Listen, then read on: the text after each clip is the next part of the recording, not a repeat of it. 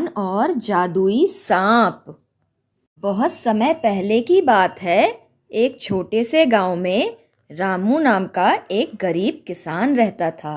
वह बहुत ही ईमानदार और परिश्रमी था, किंतु ना जाने क्यों मेहनत करने के बावजूद उसके खेतों में फसलें खराब हो जाती थीं, जिससे कि वह हमेशा मुश्किलों और गरीबी से घिरा हुआ रहता था। रामू के पास एक छोटा सा खेत था, जिससे उसके परिवार का बड़ी मुश्किलों से गुजारा चलता था।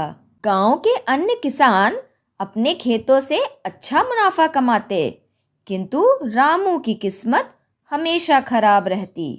एक दिन रामू अपने खेतों में काम कर रहा था और सूरज भी ढलने को आया था। तभी उसकी नजर एक चमकते हुए सांप पर पड़ी, जो पेड़ के नीचे चींटियों के टीले के पास बैठा हुआ था।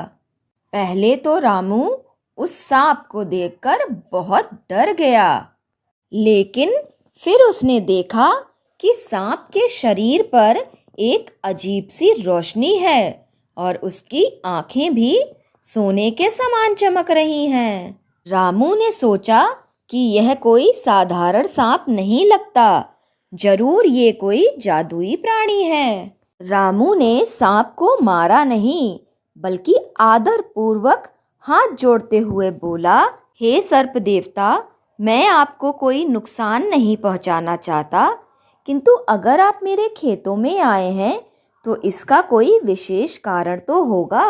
रामू की दयालुता देखकर सांप बहुत खुश हुआ और धीरे से फुसकारते हुए बोला, तुम एक अच्छे और ईमानदार इंसान हो।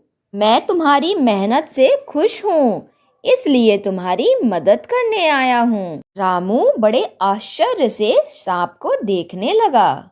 सांप बोला कि मैं एक जादुई प्राणी हूँ। अगर तुम रोज मेरे लिए एक कटोरी दूध लाओगे तो मैं तुम्हें रोज एक सोने का सिक्का दूंगा।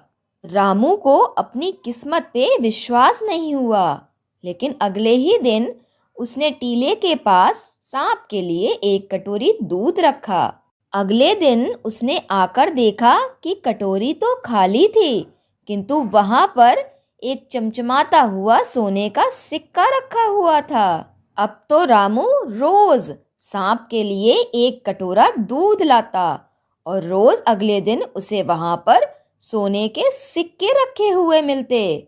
यह देखकर किसान तो बहुत खुश हुआ और उसने बाजार में जाकर उन सोने के सिक्कों को बेच दिया और धन इकट्ठा करके अपने लिए अच्छा अच्छा खाना पीना लिया।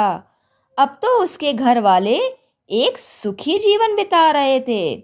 उसके बीवी बच्चे भी बहुत प्रसन्न हुए। रामू ने अपने लिए गांव में सबसे सुंदर घर बनाया।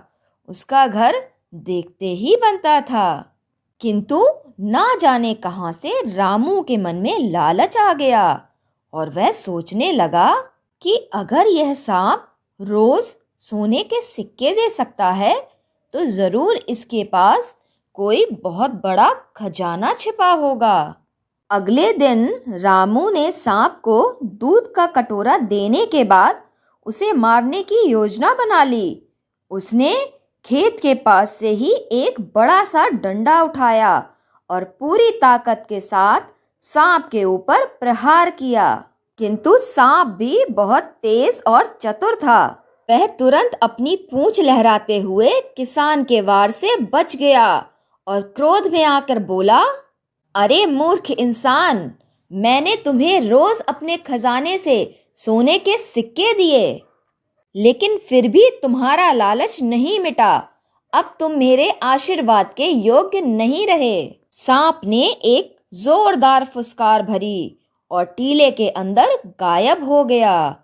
रामू को अपने किए पर बहुत पछतावा हुआ। उसके हरे हरे खेतों में फिर से सूखा पड़ने लगा और वह और उसका परिवार पहले की तरह गरीब हो गए। रामू ने कई बार टीले के पास आकर सांप से माफी भी मांगी, किंतु सांप फिर कभी वापस नहीं आया।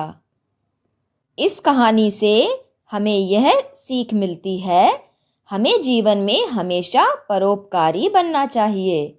धन्यवाद।